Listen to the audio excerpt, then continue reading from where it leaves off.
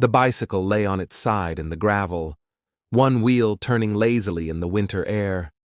Its frame was pink, scuffed from years of rides around the neighborhood, the plastic streamers on the handlebars fluttering in the faint breeze.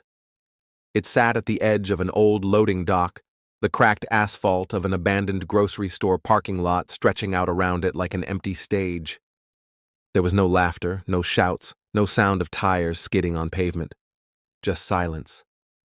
Amber Hagerman was gone. It was January 13th, 1996, in Arlington, Texas. A Saturday afternoon. The kind of day where the winter sun sat low and pale, but the chill wasn't enough to keep kids indoors. Amber was 9 years old, full of energy, cautious in some ways, but fearless in others. She had been spending the weekend with her grandparents, Donna and Glenda Whitson, who lived in a small house in a working-class neighborhood. Her mother, Donna, was nearby. So was her 5-year-old brother, Ricky.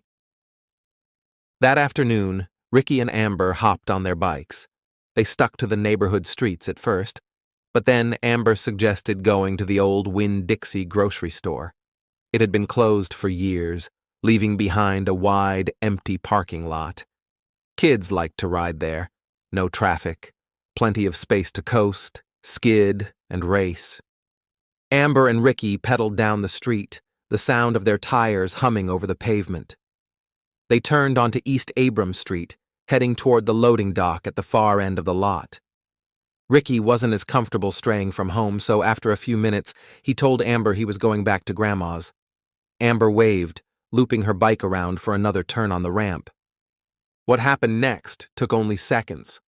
A black pickup truck rolled up to the edge of the lot. The driver was a man in his 20s or 30s, dark hair, wearing a baseball cap. He stopped the truck, flung open the door, and ran toward Amber. She barely had time to react before he grabbed her, lifting her off the bike.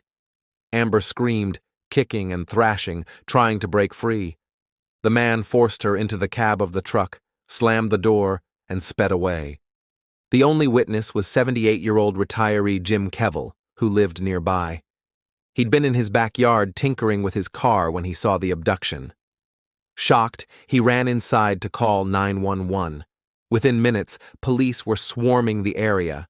They found Amber's bike where it had fallen, but the truck and the man were gone. The news spread fast. Neighbors came out onto their porches, asking each other what had happened. Parents pulled their children indoors. Patrol cars cruised the streets, stopping every dark pickup they saw. Amber's family, frantic and desperate, began calling friends, searching alleys, and knocking on doors. The investigation began immediately. Detectives interviewed Jim Kevill again and again, trying to squeeze out every possible detail. The suspect's truck was described as a late 1980s or early 1990s full-sized black pickup with a single cab, possibly a short bed. The driver was white or Hispanic, medium build.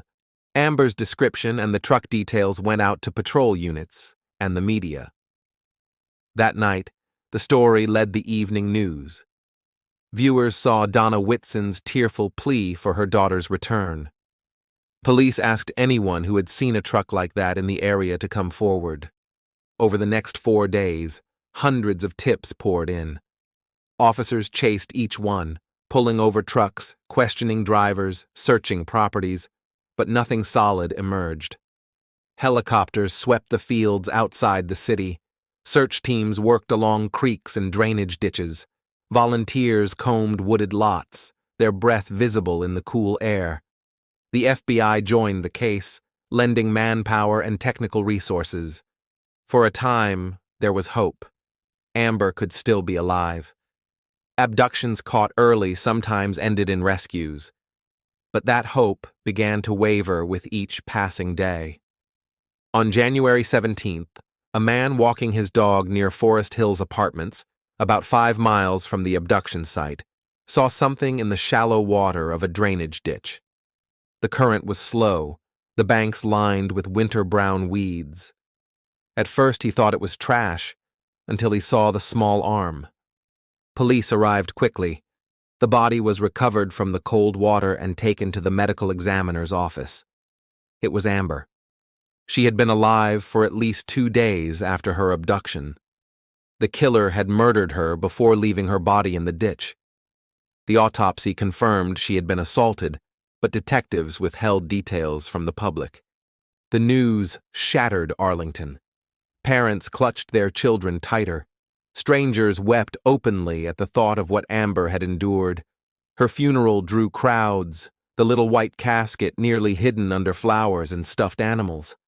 But in Donna Whitson's grief, there was also fury.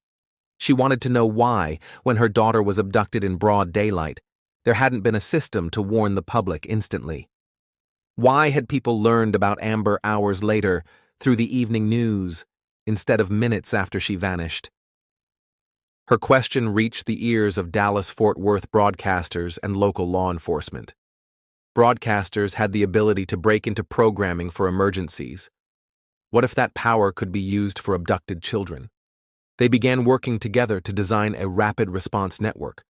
The result, launched later in 1996, was the Amber Alert, named in Amber Hagerman's memory and standing for America's Missing Broadcast Emergency Response. The first alerts were simple. Descriptions of the child, the abductor, and any vehicle involved, sent immediately to radio and TV stations to interrupt programming. Over time, the system expanded to highway signs, cell phone notifications, and internet bulletins. Since its inception, the AMBER alert system has helped recover over 1,000 abducted children in the U.S. alone. Similar systems now operate in dozens of countries. But Amber's own case has never been solved.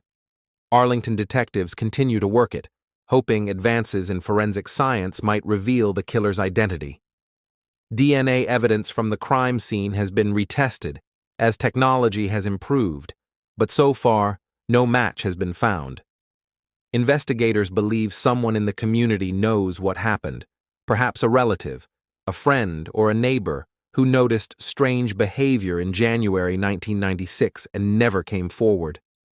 Every January, on the anniversary of her abduction, Amber's family holds a candlelight vigil.